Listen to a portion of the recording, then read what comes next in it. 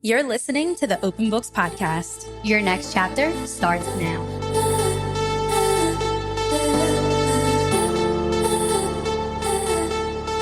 This podcast is brought to you by Q&A Network. Colby, between school drop-offs and snack duty, I barely have time to brush my hair. Same, but it's a good thing we have a one-stop shop at Virgo Beauty Studio. 1 hour with them and you will be looking flawless. Oh my gosh, the best. Moms, treat yourself. Book your self-care at virgobeautystudio.com. Hello and welcome back to the Open Books Podcast. Today we're back with a mini episode and we're going to jump right into discussing The Summer I Turned Pretty and The Hunting Wives. Yes. We have to sit down and discuss some TV. Yeah, it's a TV roundup. And it was too much. TV roundup. It was too much that we have to talk about to make it into like a hot off the shelf episode. It really needed its own. We have to yap it. Yeah. Because I have been trying to get Amber on The Summer I Turned Pretty train for years now. Literally. Finally, she took the bait and she started watching it. I didn't want her to watch it because it's the best show I've ever seen by any means. I wanted her to watch it because there are so many things to unpack. The storyline itself. Fighting. The acting. The characters. Belly. The brothers trope. It was just like the setting. The Susanna. There's so much to chat about, and it's not the best show I've ever seen. That's not why I recommended it. But again, big topics to discuss. And then we'll talk about The Hunting Wives. It's very different than The Summer I Turned Pretty. It's like polar opposites. It's like a big 360. Let's go through the character list first, and then we'll get into season 1, 2, 3. If you are watching this podcast episode and you've never watched Summer I Turned Pretty, this is going to be heavy spoilers. But if you're kind of like here for the same reasons you are when you haven't read a book that we were talking about, you're just here for the vibes, simply vibe, don't worry. You'll fit right in. You'll fit right in. Don't you worry. Yeah, I'll give you a full summary so you'll feel like you know what we're talking about. Main characters in this show. Also, this show is based off of 3 books. And I would say the books are definitely YA. I have not read the books. You haven't either, right? No, I haven't read the books. Okay, so our main character is Belly. The worst. Who said that? Who said that? Belly's the woat. They call her name's Isabella. Isabella. Why did they have to call her Belly? I don't know. Bella would suffice. Yeah, I'd be so much happier with Bella. But here we are with Belly. Belly Conklin. She's the heart of the story. The whole season is basically told from Belly's perspective. Mm-hmm. She's navigating her feelings, her family, who she's becoming as a young woman. Okay, then we have the 2 brothers, Conrad and Jeremiah Fisher. Conrad is the brooding older brother, emotionally closed off, and Belly's longtime crush. Jeremiah Fisher is the charming younger brother with a deeply complicated bond with Belly. Then we have Laurel, who's Belly's mother, navigating grief, love, and the shifting tides of motherhood. And then we have her best friend, Susanna Fisher. That is Conrad and Jeremiah's mother. Belly's mother's best friend, like I just said, who anchors the first season with warmth and complexity. So she's kind of like the heart as far as the adults go of season 1. We have Stephen Conklin. That's Belly's protective older brother. I don't know about protective. That's a stretch. Yeah, but he's her older brother. But it's definitely how it's, I think, supposed to be presented. It's I think so. The protective older brother, but I don't catch those vibes. I don't know if it necessarily comes across the way. I feel like he kind of hates Belly, which I understand. Imagine having to live with her. No, I also have Cam on here, which is like, he was a very fleeting moment in season 1. It was like her first boyfriend. But those are the main characters. So we have... And Taylor. Oh, Taylor. She's definitely main character. Yeah. She's Belly's best friend. But for anyone who hasn't watched the show, basically it's these 2 best friends, Susanna and Laurel. They are the moms. They are lifelong best friends. Laurel has this beautiful summer home in the little beach town of Cousins Beach, which it's such a slay. Gorgeous. I want to live on Cousins Beach. I want that house. Yeah. So every summer, Laurel takes her 2 kids, Belly and Steven, to spend the summer with Susanna and her 2 kids, which are Jeremiah and Conrad. They grow up together. I do love all of the scenes of them as kids. It's very like heartwarming. They just have this like amazing childhood together because their moms took them to this fabulous beach house where they all have their own bedrooms and it's just like amazing. Yeah. Such good vibes. Yeah, Belly has like wallpaper from France. Quite from literally. Paris. Literally. And they love each other's kids so much. But naturally, over time, as Belly gets older, she develops crushes on the brothers, mainly Conrad. They're very opposite personalities. Conrad is like moody sunshine. Jeremiah is like butterflies and rainbows, always happy. And then obviously like trouble ensues between the 3 of them. Love triangles.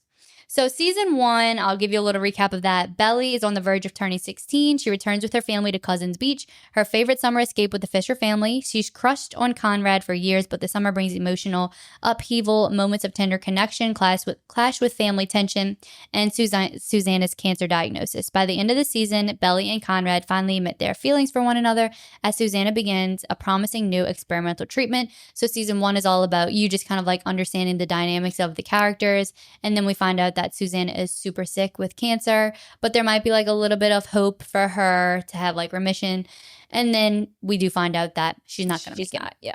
So season 2, a year has passed. The tone shifts sharply when Belly learns that Susanna has passed away, leaving only memories and a potential sale of the beloved Cousins Beach house by Susanna's estranged sister. Grieving and adrift, Belly and Conrad break up. Meanwhile, Jeremiah's lingering feelings spark a complex arc. He goes looking with Belly to find Conrad, and they reconnect. Eventually, Belly chooses Jeremiah as her boyfriend, re-engaging a relationship with him that reflects both healing and heartbreak. And now we're on season 3. So the reason why we're talking about this now is because season 3 is new. It's current. It's trending. And it's the last season. So it definitely is making news all over the internet. Season 3, Belly's wrapping up her junior year of college and gearing for what seems to be like a next chapter summer. She's engaged to Jeremiah and headed off to Cousins Beach again. But everything feels different this time. Jeremiah proposes in the early episodes, echoing the arc from the 3rd book. However, an old flame reignites when Belly discovers he cheated during breakup. Tensions flare fast between the two of them. Have you watched all the episodes up to date? I'm caught up. Okay, me too. So episode 6 is titled Last Name. It digs deep into the emotional fallout between Belly's bridal shower, where basically no one in Belly's family is like here for her and Jeremiah getting engaged, mainly because they're super young. It reveals cracks beneath the surface, household chores, credit struggles, unresolved feelings. A tender moment with Conrad helping tend to his wound. It sets off a wave of doubts. Belly's memory flashes that it was actually Conrad, not Jeremiah, who brought her childhood dog Rosie home, and she was left reeling over what her heart truly wants as wedding day nears. Yeah, because she messed up. She like confused the boys. She fucked up. Season 3 has captivated viewers and climbed to #1 on Prime Video's charts. With 2 episodes dropped in a midday July and releasing weekly, this is shaping up to be an emotionally rich and dramatic final season. Episode 11 is slated for release on August 20th. With only 4 episodes left, the stakes are higher than ever. So we are gearing the end of the season, but 4 episodes left is still a lot to go. They're releasing them like so far apart, which is so annoying. I know. I love a batch release. Me too. And they're only doing like 2 at a time. I know. I need more. I know. I need a little more than that. I know. Me too. If your style story needs a plot twist, Classy Chaos is the place to write it. They have a piece for every mood, every personality, and every surprise version of you. Because why be one thing when you could be everything? Duh. Shop in-store and online at classychaosboutique.com. All right. Let's do it. Let's jump into these questions. Okay. Thank you for that summary. So I'm kind of glad you did that because I've been watching over the past few weeks. I've binged season 1 and season 2, and sometimes you just forget so much that happens. Yeah. So let's jump into some questions. We have these designed kind of like our book analysis. So this will be fun. Belly's love triangle. It has clearly defined the series. I mean, that's what the books are all about. It's all about this brother's trope and choosing. Which, we love. We love that. Do you think her choice between Conrad and Jeremiah has been fair to either of them ever? No. No. Girl. All right. Sure, you're 16 when this starts. Mm-hmm. Which is fair. That's fair. That's we don't know what we're doing. And I'm sure it was really fun. Yeah. Well, okay. To give Belly the, devil's advocate for one moment. The benefit of the doubt. Yes. Yes, in the first season, she's very young. Also, both brothers are very hot. And both brothers present different, energies. Exactly. That you can kind of choose from. And I, too, would have a hard time at It would be hard. choosing between Conrad or Jeremiah. Why choose when you can... Why choose when you have both? Literally. It's okay to have them both. That's my favorite quote because it's from Vampire Diaries and she's in love with both brothers. And like her evil doppelganger is like, have them both. You can have them both. It's okay. She's like, no, you know what? You're right. Thank you for that. Yeah, she's like, it's okay to love them both because they do give her something different. Where Belly gets so annoying for me is because it's a little unfair to both brothers. At this point, you have feelings for both brothers. Like at some point you have to say I can't have either because you really can't have both. I know in real life because for some reason I have so many thoughts on this series, but it does give me real life. It does. In some aspects. And like in real life, baby, you can't have both brothers. Yeah. And be at the beach house with them and like have breakfast with both of them. And it's just like this weird tension between all three of you. Exactly. I agree. It does give real life. In a lot of ways, a lot of the scenarios play out in a way that I do think is realistic. And I guess Belly is a complicated character. She's a little frustrating to watch. But as far as the question of, is it fair? I don't think it's fair. I think that both brothers deserve to like have a life outside of Belly. I guess, you know, I haven't read the books, but I do know from like just it's obvious in all the comments and things that I see. The whole book is really about, I guess, Belly and Conrad's love story. Obviously, I'm assuming they're going to come back together. It's just like the vibe I'm getting. Because at this point in season 3, it's clearly Conrad. It's clearly him. It's clearly, as it should. As it should be. Her connection with Conrad seems much deeper. It's just more of a real love. Her love with Jeremiah seems very like playful and almost forced at times. And fun. And it almost seems like she's holding on to Jeremiah subconsciously to stay close to Conrad. Yes. Like I think Jeremiah, the relationship with Jeremiah is to mask how she really feels for Conrad. That was it. You got the nail on the head. You have just. So where it gets frustrating is because, and why, okay, I was Team Jeremiah the first couple seasons because I felt like Conrad was just way too avoidant for Belly anyway. Like he was not trying to open up to her. Now you can see things and it's frustrating that we had to wait until season 3 to kind of like get a little bit of his perspective because now you see kind of what Conrad was going through when his mom was because he knew right away. He knew the whole time. He also knew that his dad was cheating on his mom with Kaylee. Again, we don't realize that until season 3. Right. But now looking back, you can understand why he was avoidant, why he was emotionally closed off. He was dealing with like very grown up things. And it's almost like Belly didn't give him the space to even really go through that. Belly's the worst. She was always knocking on his door like, give me attention, give me attention, give me attention. Everything was about Belly. Right. Stop. Right. And clearly now we see what he was going through. Yeah. And I wonder if in the books you knew that a little bit more, why people are so Team Conrad. Probably. I mean, at first I was like, I'm Team no one. Mm-hmm. I don't even care. Maybe a blend of both. The playful meets the more, because Conrad is very, like, he's more serious. Like he has not his shit together, but you know, he's going to medical school. Yeah, and he takes his life more seriously. He takes his life more serious. Jeremiah's kind of coasting on the tails of lots of other people. Yeah, exactly. And he's just always playful. You know, like Conrad's like, no, this is real life. Like get a job, bro. Serious. Yeah. How did you feel about the peach scene? Since we're kind of talking about like the brothers. Okay. This is in season 3. Spoiler. The peach scene physically hurt me to watch. However, I did feel the tension. And I was like, just kiss. Like, no. I saw a TikTok was like, this girl was like, I was screaming, cheat. Literally the whole time. Okay, but I was like, do it. I felt that the tub scene where she's like helping him with his cut in his thigh. I'm like, just kiss. It's really that simple. Jeremiah will be fine. He cheated on you, girl. Just kiss. He'll probably be like, it's okay. Oh my God. It bothered me so bad when Belly like turned away, when Conrad like wiped it off of her, which by the way, why is the peach so juicy? Like, please stop. Like, right. Like you got the juiciest peach and you're just like, she's just letting it happen. I would literally be like, oh God, hold on. Sorry. Like, this is gross. This is so gross. Just, like, letting it fall. She's like, but Conrad, this is where Conrad's acting really does it for me because so much of the acting is cringed. I'm sure we'll talk about it. It's awful acting. Terrible. However, in these moments, Conrad's like, I don't know, like his yearning. I'm like, just cheat. Like, it's fine. But she wouldn't. How did you feel about the peach scene? It was a hard watch. It was a hard watch. But that was the first time I was like, just do it. Yeah. Please just kiss this man. Yeah, me too. Also, like the build up. Like you're staying in Cousins alone with him. Girl. And Jeremiah's just like, just stay there with my brother. Just stay there with Maybe y'all could have dinner together. And like now, stay there with my brother that you lost your virginity to and were deeply in love with. You've always had a crush on him. It was always Conrad. You only engaged because he wouldn't give you attention. But stay there for the weekend. He's in medical school and now you're fucking me. Literally. But this is where I'm like, Belly's begging Jeremiah, like, please, we need to go do the cake. Like, look, I'll give the girl credit. She's trying to plan this wedding. Right. Girl, she's trying. She's like, I need to go to Michael's because I have to get some stuff for the wedding. I have to look at flowers. And Conrad, I'll take you. Mm-hmm. Okay. I'll give You'll you a do ride. what? Like, and he's so calm, cool, collected about He's like, everything. Everything. Oh, wait, Belly. Like, we'll use the hydrangeas from the garden at the house. Yeah, and Jeremiah is giving so whiny this season. Like, well, I thought we wanted this, and my daddy wants to pay for this. I want the glossy cake. Yeah, oh my God. That right there, I was like, stop it. Yeah, Jeremiah, No. he's really took a bad turn for me. And Victoria, my sister-in-law, she loves the summer interpreting. Mm-hmm. She told me, she was like, well, she's always been Team Conrad. She can never understand why it's Team Jeremiah. But then she was like, you'll see in season 3. Because I get it. He's becoming insufferable. Like, Jeremiah, stop. I'm okay if you just like exit scene right.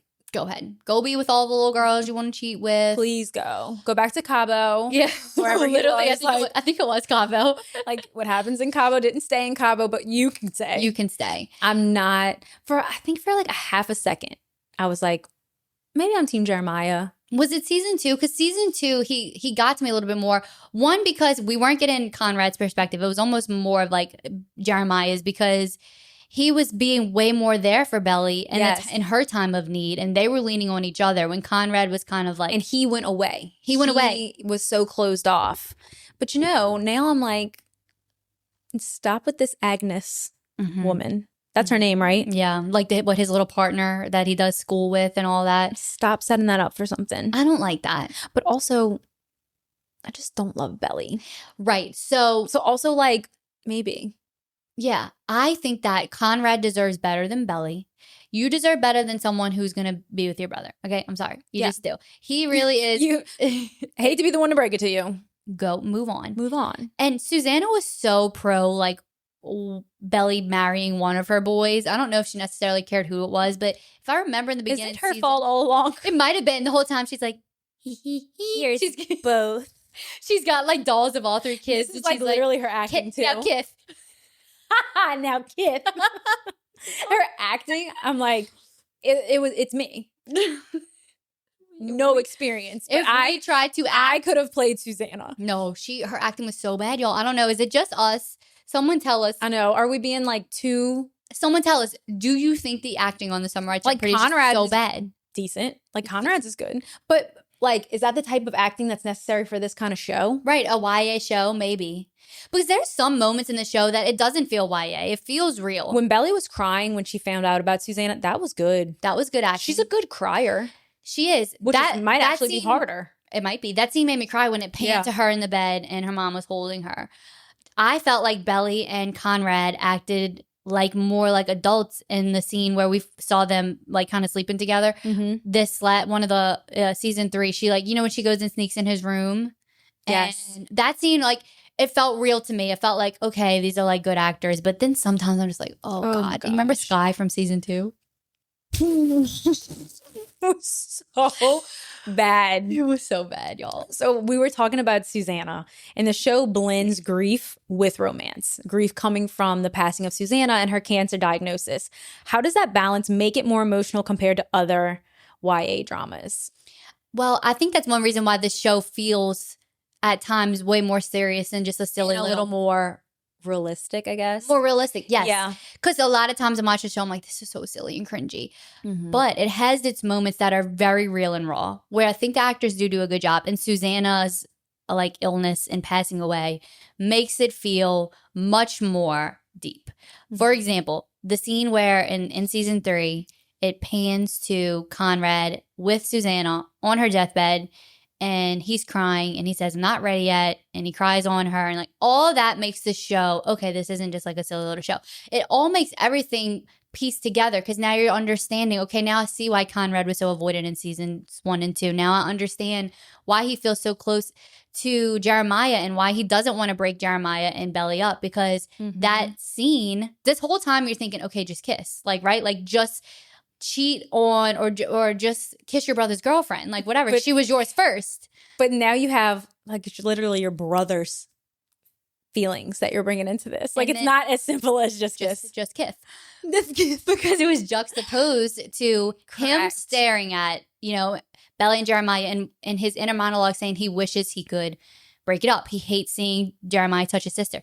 Then you get to the scene where the mom is saying, Jeremiah is so lucky to have a big brother like you to always protect him and promise me you will always look after his feelings.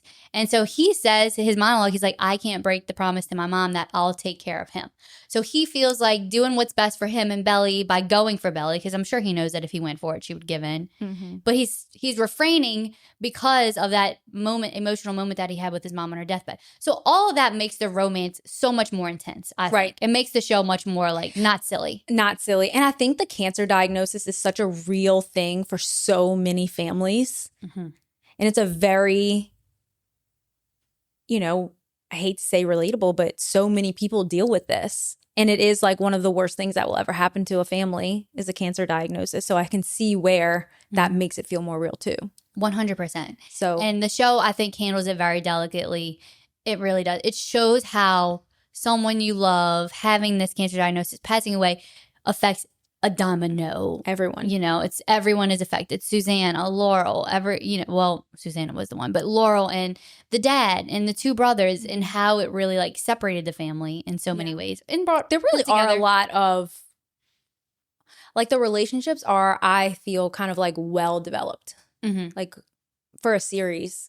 They are. I think a lot of it is attested to like the flashbacks that they show, which I really appreciate. I love a flashback. Me too. Thank you. And they do feel really heartfelt. For example, the flashback of Conrad and Belly, where he teaches her how to ride a bike, and it's like they're kids, and that really got to me. I love that one. Yeah, because it shows that they've always had this. He's always been there for her, right?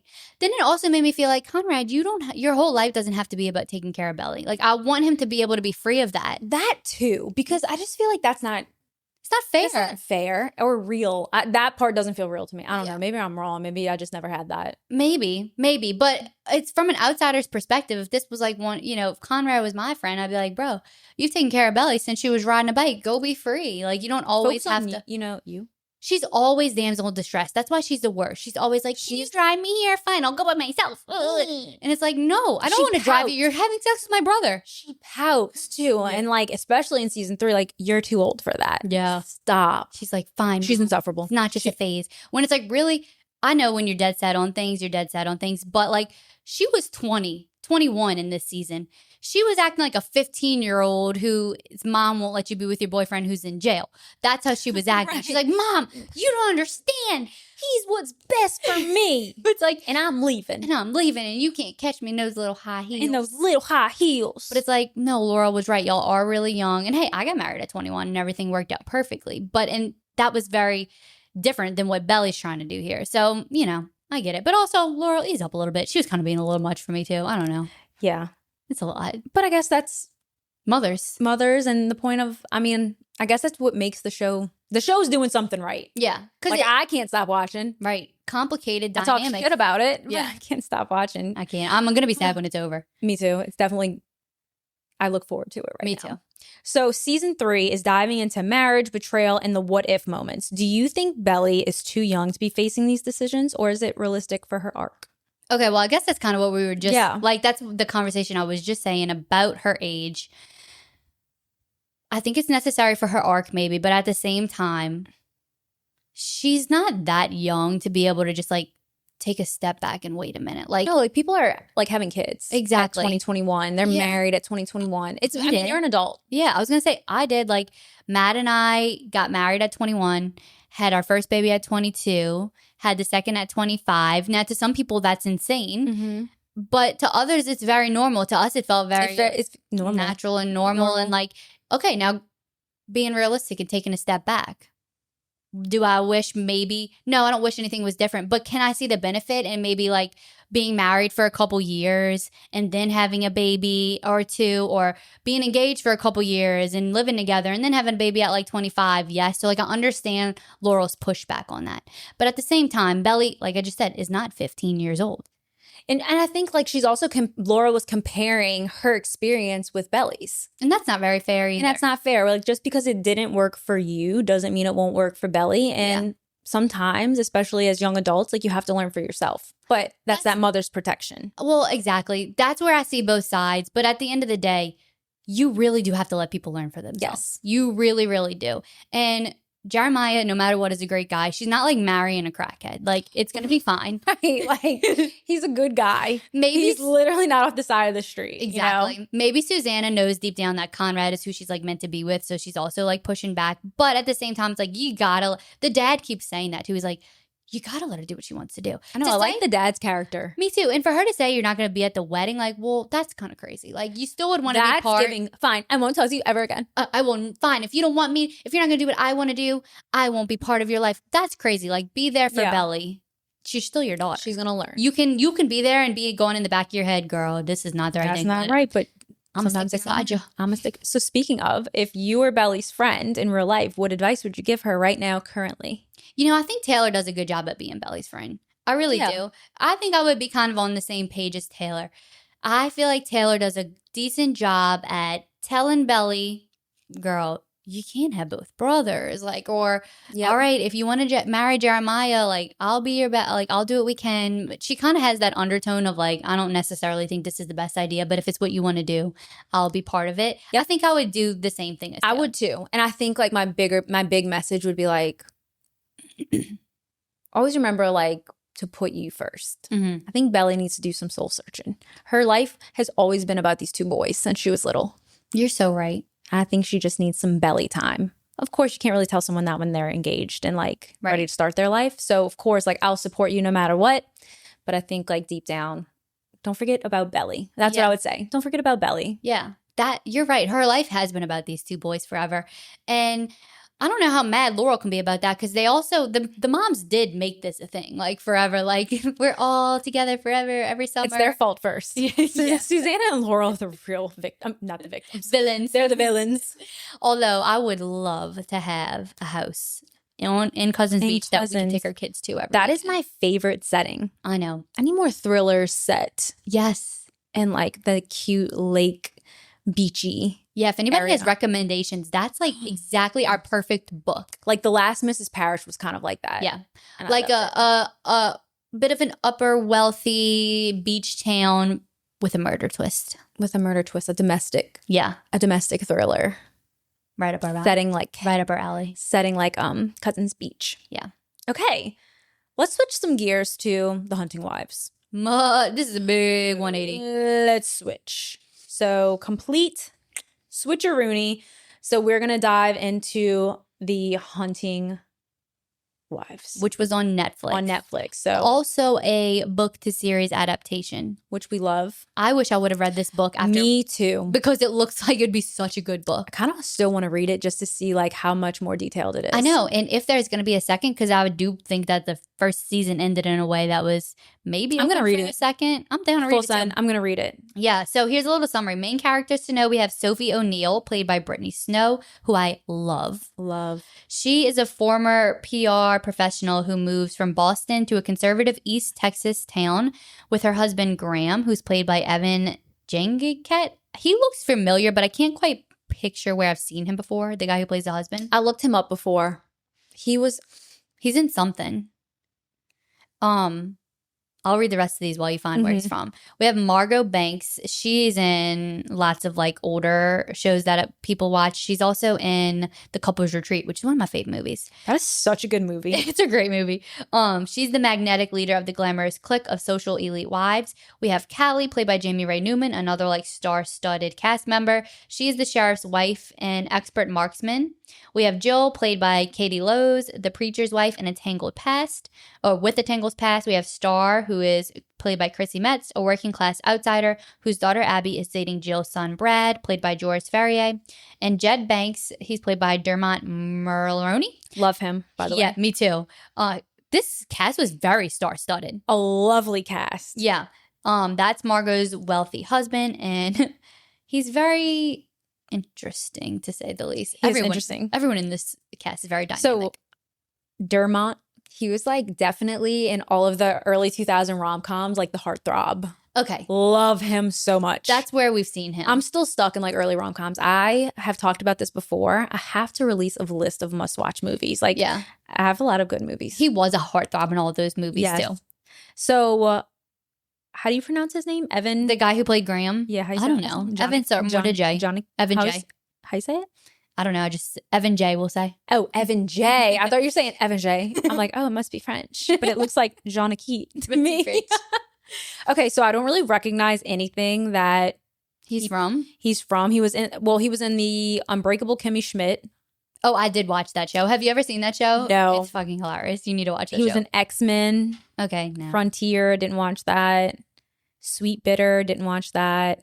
I've probably seen him in Unbreakable Kimmy Schmidt, which you need to watch. That seems like one of those like feel good. Maybe. It is. It's a feel good, funny show.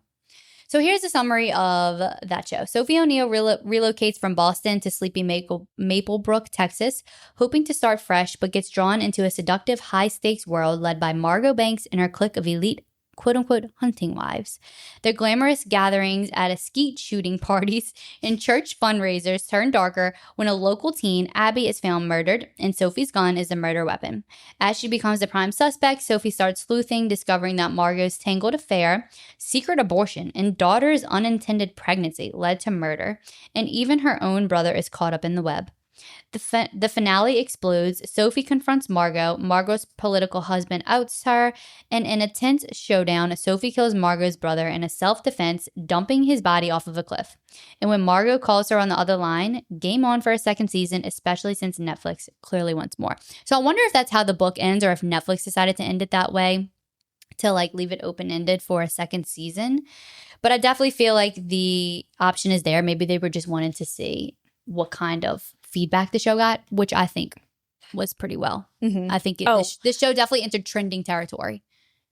Definitely. It was all over TikTok. All over TikTok, which honestly is what kind of like drove me to it. Me too. Because I saw a few TikToks. I'm like, seems right up my alley. I need to see this. So let's jump into some questions about this. Sophie gets pulled into Margot's world of wealth and secrecy. What do you think drives her attraction to that lifestyle, even when it's toxic? Margot, she had this like effervescence, magnetic energy. For a second, I'm like, am I under this trance? Literally, what are you doing? Margot had everyone captivated. That was something that was trending all over social media. It was like, wait, I get it. There was something about her. To a man. She was master manipulator. Yes, she was. Like, the whole time I was confused. I'm like, is she master manipulator or is she just a very charming person? But I guess Sophie couldn't resist. Also, we found out Sophie was like bisexual, like mid-season from like a flashback. Yeah. But I think Sophie was so deeply depressed. Yeah. I think that flashback speaks more to Sophie too. Because do you think Margot was ever like not so much in love with Sophie? Mm-mm. I don't. I think it was all for some kind of gain. The reason I don't think she was in love with Sophie is because she acted the same exact way with Callie. Yes. The sheriff's wife. Yes. There was like no difference in her relationship. So deeply. She was obsessed. Obsessed with Margot. Yeah, which Sophie was leaning that way too. Like she was going to start becoming obsessed too. She was willing to drop her entire life for Margot. Mm-hmm. But I guess what drew Sophie was one, her very depressing life, because you could clearly tell she was going through her own like internal battles, because we find out, what was it? She had she killed somebody with a drunk driving incident. So she was really depressed. And then she goes to this town where this beautiful lady's like, come and see all this. I'm so rich. I have so many fancy things and shiny things for you to do. And she was giving her like so much fun. And poor Graham was just like, yeah, go have fun with your friend. Like finally you have some life breathed into you. Yeah. And she just got completely screwed over. She got caught up. But I agree with your take on that. I think that's why she was so attracted to that like sense of like wanting to fit in, wanting to start over. This is how I do it. Mm-hmm. I don't know why, but just now the scene of her riding away on the jet ski with Margot, that took me out. Especially because Graham's bye fam. She's like on the beach with her child and her husband. That was wild. She just like rides off. Wait, the whole show, the little boy was like, Mommy, why are you leaving? She's like, Mommy, we'll be back. I know. Stay with your kid. What are you doing? She was so attracted to Margot's masculine energy. She was so... She was in her masculine. She was in her masculine phase, and it worked out in her benefit, though. Oh my God, Sophie was eating it up. She's like, "No, I shouldn't go." Okay, fine, I'll go. That was funny. So funny. Yeah. The show mixes suburban glam with like super dark crime. Yeah, they do. Super dark crime. What do you? Good. How does that combination make it different from other thrillers on Netflix? Well, I found it to be extremely graphic, which sometimes I'm like, y'all know this is Netflix? Like, sometimes Netflix puts out some crazy stuff. This was one of them. I know. I couldn't believe this was just like It was for public consumption. I know. It was like low-key corn, if you know what I mean, sometimes. So I was like, wait, what am I watching right now? I just wasn't expecting it. So I do think that's what makes it different than a lot of other dark thrillers was like the graphicness of it, but it made it very interesting. And again, it was based off of a book. Teetering and touchy for the platform it's on, because when Sophie went to the lake house and she saw Margot and the little Bradley. Boy. Yeah, Brad. Well, he wasn't little, but we'll get into that. He's the 18-year-old Brad, he was the worst too. And I think that's the first time we kind of see that side of Sophie. Yeah, that she was down to clown. Because she just was kind of like, she was into it. She was watching it and she was kind of into it. And it was like, no, she was a normal person. This is why Sophie was not normal. A normal person would have looked at a window and been like, 911, this is not okay. But right. She was like, okay. It was weird. But I think that's what mixes, like we see the glitz and the glam and the Southern hair and makeup. And it's like these beautiful, and it's women, right? And then we see everything that Margot's into. We see like her brother and she's like paying him off. And it's like the drugs of it all. And it's the murder. Yeah. I think that's like what's so captivating about the show is it really does mix this like beautiful lifestyle that some people may want, but like what comes with it type of thing. That's such a fire point. That's so true. That's why I was so drawn to it, because I'm like, this is so like, I shouldn't be watching this, but I want to watch. Yeah, well, that's what everyone was saying. I can't stop watching the show. I can't stop watching the show. And it shows what some people will do, aka Margot, to like free themselves of a certain lifestyle, because clearly her brother lived a completely different life than she did, and she was part of that.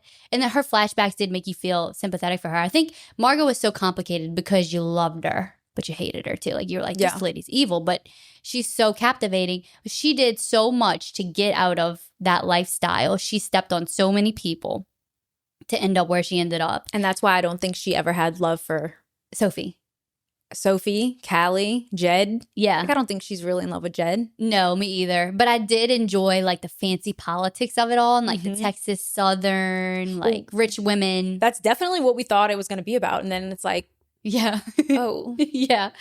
Oh. And then the murder of the poor little girl, Abby, like she didn't deserve that. Like Margot just killed her in cold blood. Why do you think that Jill, was that Brad's mom's name? Yes. Why was she scrubbing the car so hard? I don't know. And we never did find that out. We never found that out. And then her history, like her map, her GPS history was wiped. No recent locations. You're right. I don't know what that was about, because she wasn't the one who ended up killing, what was the little girl's name? Abby. Maybe there's another storyline that we're going to get in season 2. And that's like more of Margot, right? Like she knew she killed Abby, but she let Callie kill Jill. And she let Sophie get taken to jail. So Margot's main priority is Margot. Yeah. Especially I could tell in that hotel scene where Sophie's like going crazy trying to, after she gets arrested, and Graham finally kicks her out and was like, I'm not letting someone who's wanted for murder live in the same house as my son. You got to go. For murder. You got to get out of here. So she goes to the like funky motel 6, and she's like begging Margot to talk to her. Margot will not answer her phone. She shows up at the house. Margot's like getting glammed. I can understand it too. They're like, yeah, they're like her away. Literally. The lady opens the door. She's like, can I help you? Like, you need to leave. Yeah. And Sophie's like, I need to tell to you now what her butthole looks like. No, yeah, I know some things about this lady. Let me in. So Sophie starts like going crazy. So finally Margot shows up at the Motel 6. Yes. And I could tell that she did not actually love Sophie in that moment, because you can see the manipulation she did with Callie when she was like, I love you, please. Yes. I'm here for you. It was all a lie to keep Sophie to stay quiet about that night. Yep. So she was probably not a great person in the end. No. And do you think anyone in that town is trustworthy? No. Like who? I don't think Graham. so either. Maybe Graham. He might be like the only hero of the story. He's like the only one looking out for his kid. Yeah. Do you think there'll be a season 3? No, 2? I want there to be a season 2. But what do you think it would cover? Because we know about the church. And like, what was his name? Like the youth guy that was kidnapping. Oh, yeah. That was a whole other plotline. I was like, whoa. I guess it would where it could pick up would be the fallout between, is Sophie going to get away with the murder of Margot's brother because she hit him with the car and then like dumped him over the lake? Why'd you answer the phone and why do you have the phone? No, that drive me crazy. But it's like breathing. Girl, don't toss it. Toss it. You know Margot knew that was her too at the time. I thought she was going to be like, who is this? Can you come meet me? Like she was obsessed. No, that was so stupid. So yeah, that could potentially be around. Yeah, maybe. Or yeah, who knows? I just want to see more of it because I found it so interesting. The kidnapping murder plot line. Yeah. That was like kind of one of the main plots. That was so good. It was. But that's just like what we're into. The subplots of the friendships and the politics like kind of added to. That was an added plus. But my favorite character was the officer. Help me, her name's slipping. Oh, I don't remember. Oh my gosh. She's like one of the main characters. She's just not as glitzy and glammy. Yeah. She didn't get She's a real one. She was a real one. The worst character was definitely Sophie. Yeah. She just needed to grow up. She needed to get her life together. And I'll say justice for Graham. Justice for Graham, and for sure. Graham and poor the son. He was just J for G. Neglected at all. Justice for Graham. Mommy, please don't leave. She's like, I'm going to hang out with my new friend. Oh my gosh. Is that it for Hunting Wives? I think that's it for Hunting Wives. I'm just like thinking of so many different things for that show, but I'm not going to recommend everyone go watch it. But it's good. It was good. Well, I love a Netflix shorts limited series. So I'd be fine for it to end. Netflix does such a good job with that. Yeah. I mean, it ended. I don't hate the way it ended. I mean, yeah, I liked it. Yeah, I feel like it was a good clean break, and Netflix always does a really good job. So for sure. Thank y'all for listening. Read, what is that book called? Karen Slaughter. We are all guilty here. I know. I'm like, all of us are guilty in this town. We're getting our books and Netflix originals mixed up. We're all guilty here by Karen Slaughter, because that is what we are reading next. And we encourage everybody to read along with us because it's so much fun to hear y'all's thoughts and opinions. And if you're into like small town kidnapping, small town murders, corrupted cops, corrupted politicians, it's a perfect book. You'll love it. It's a perfect book for you. So read along with us so you can join in on the next discussion. Yes. Follow us on social media at the Open Books Podcast and watch the full episode on YouTube at Q&A Network. Love y'all. Bye. Bye.